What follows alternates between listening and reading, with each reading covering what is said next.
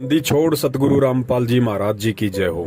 सतसाई भगत जी, आप जी कह रहे हैं कि पंजाब के किसी व्यक्ति ने सतगुरु देव जी की आवाज की जांच करवाई है किसी लैब में, और उस लैब की रिपोर्ट आई है कि संत रामपाल जी महाराज जी की ही ये आवाज है। देखिए भगत जी, इस भक्ति मार्ग को और सतगुरु को जानने के दो तरीके हैं।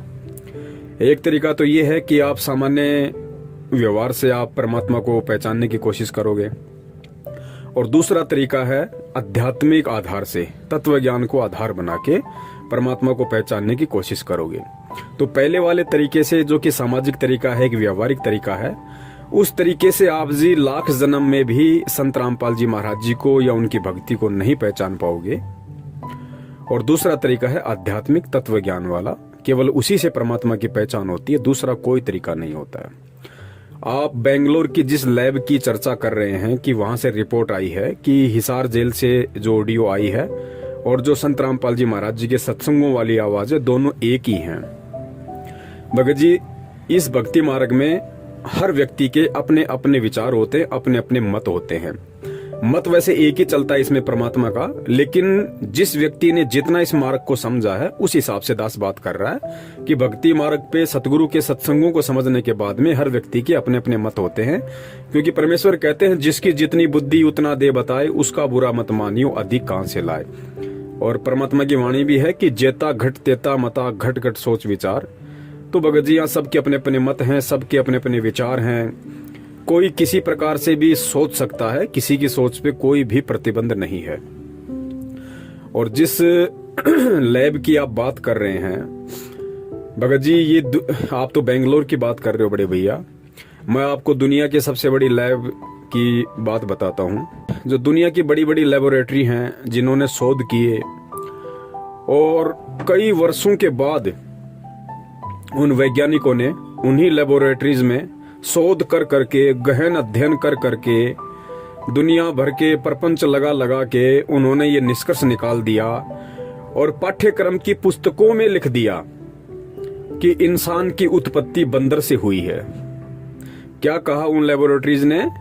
कि इंसान की उत्पत्ति बंदर से हुई है। अब आप बताइए बड़े भैया, एक तरफ तत्व ज्ञान कहता है, अध्यात्म कहता है कि इंसान एक अलग योनि है और बंदर एक अलग योनि है, और ये आपकी लेबोरेटरी, आपके वैज्ञानिक कह रहे हैं कि इंसान की उत्पत्ति बंदरों से हुई है। और फिर आप कहते हो कि बेंगलोर की लेबोरेटरी ने साबित कर दिया कि हिसार जेल से आने वाली ऑडियो और संत रामपाल जी महाराज जी के सत्संग दोनों सेम है। अब इससे ज्यादा मैं कुछ नहीं बोलूंगा भगत जी। अब आप स्वयं निर्णय कर लेना कि परमात्मा को पहचानने के लिए और सतगुरु को पहचानने के लिए, सतगुरु को पहचानने का मतलब ये नहीं है कि भाई मेरा गुरु 6.5 फीट का है, मेरा गुरु गोरा चिट्टा है, मेरा गुरु ऐसे ऐसे शास्त्र प्रमाणित बातें बताता है, गांव धनाना का है, उनके बाप का नाम नंदलाल जी है, माता जी का नाम इंद्रो देवी है, एक भाई महेंद्र है जो भगोड़ा बन के घूम रहा है। ये सतगुरु को पहचानने का यही फॉर्मूला नहीं होता भगत जी। सतगुरु को पहचानने के लिए तत्व ज्ञान वाली आंखें चाहिए भगत जी। बाहर से तो परमात्मा जनमानुष की तरह, एक साधारण इंसान की तरह, एक आम व्यक्ति की तरह, एक सामान्य संत की तरह लीला कर रहा है। इस लीला में तरीके से लाख जन्म में भी आप उसको नहीं पहचान पाओगे। परमात्मा को पहचानना, सतगुरु को पहचानना केवल उनके ज्ञान को आधार बना के, तत्व ज्ञान को आधार बना के ही पहचाना जा सकता है। और ऊपर से विशेष कृपया उस सतगुरु की भी होनी चाहिए।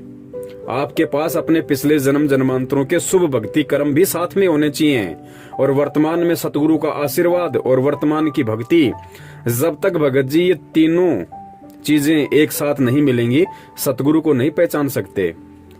जानने को तो सारी संगत जानती है कि हमारे गुरुजी संत रामपाल जी महाराज जी हैं, लेकिन आपके गुरुजी हैं कौन? आपके गुरुजी हैं कौन?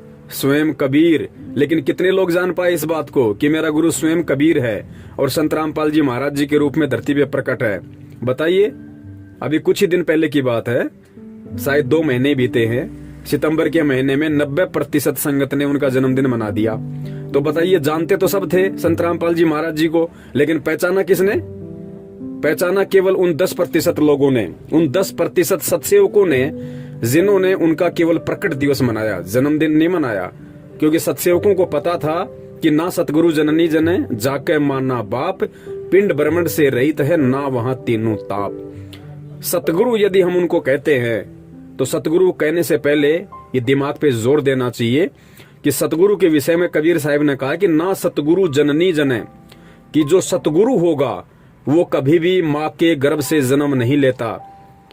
तो या तो उन्हें सतगुरु कहना छोड़ दीजिए, और अगर कोई उन्हें सतगुरु कहता है तो फिर उसको मानना पड़ेगा कि सतगुरु माँ के गर्भ से जन्म नहीं लेता। सतगुरु कभी किसी जननी से जन्म नहीं लेता। अब देखिए भगत जी, यहाँ पे मानना और पहचानना दो बातें हो गई। मान तो 90% लोग रहे कि संत रामपाल जी महाराज जी भगवान हैं, संत रामपाल जी महाराज जी कबीर जी हैं, लेकिन पहचान केवल 10% सत्सेवक ही रहे हैं जिन्होंने उनका प्रकट दिवस मनाया। तो भगत जी, इस प्रकार एक तो व्यवहारिक तरीके से सतगुरु को पहचानना और एक आध्यात्मिक तरीके से सतगुरु को पहचानना, इन दोनों बातों में रात दिन का अंतर है। और सतगुरु की आवाज, परमात्मा की आवाज, कबीर की आवाज को एक लेबोरेटरी बता देगी कि ये कबीर की आवाज है।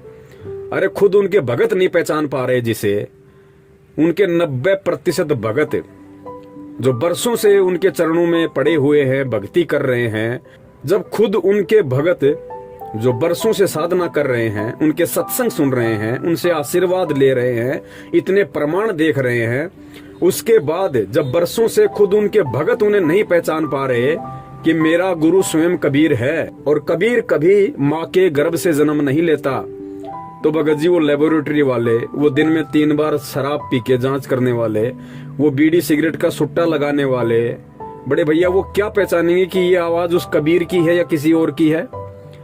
भगत जी भक्ति मार्ग है, हमें हर पॉइंट पे दृढ़ रहना पड़ेगा, हर पॉइंट पे, क्योंकि विचलित करने के लिए काल सैकड़ों चाल चलेगा।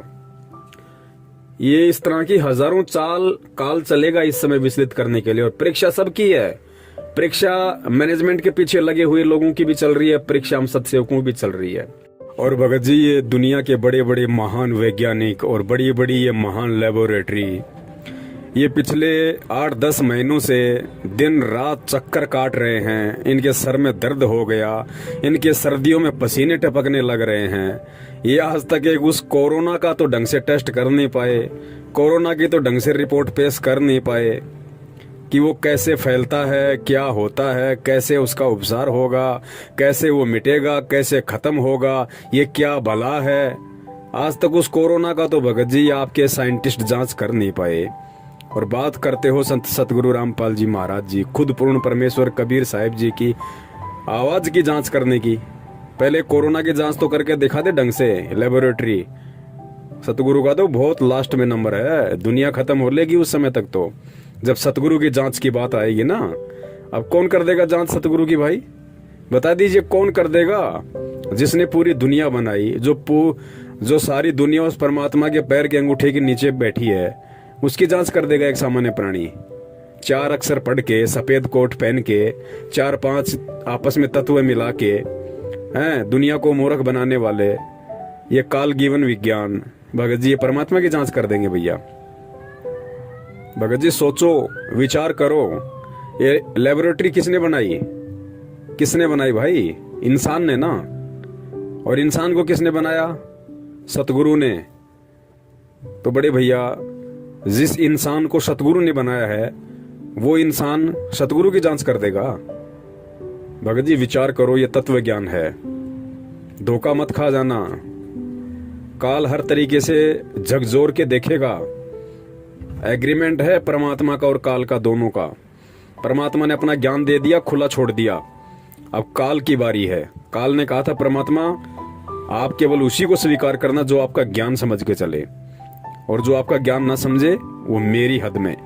तो भाई काल अपने अपनों को छांट रहा है जो काल की हद में है, जो अभी सतगुरु के ज्ञान को समझ नहीं पाए, सतगुरु को सतगुरु नहीं मान पाए, भगवान को पहचान नहीं पाए, काल उनको छांट रहा है, उनकी छटनी कर रहा है और फिर उनसे कुकर्म करवा के अपने पाले में ले रहा है।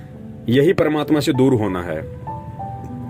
अब जिन जिन लोगों ने इस पीले पर्चे के आदेश पे जितने भी कुकर्म किए हैं, वो छटनियां थी, वो छट चुके हैं। वो लोग परमात्मा की हद से बाहर हो चुके हैं, वो काल के खेमे में जा चुके हैं। भले ही वो 3 टाइम की आरती करते रहो, भले ही वो मंत्र जाप करते रहो। ये मंत्र जाप, ये आरतियां तो काशी में परीक्षा लेने के बाद 25 साल तक हमने खूब की थी, हो गए पार।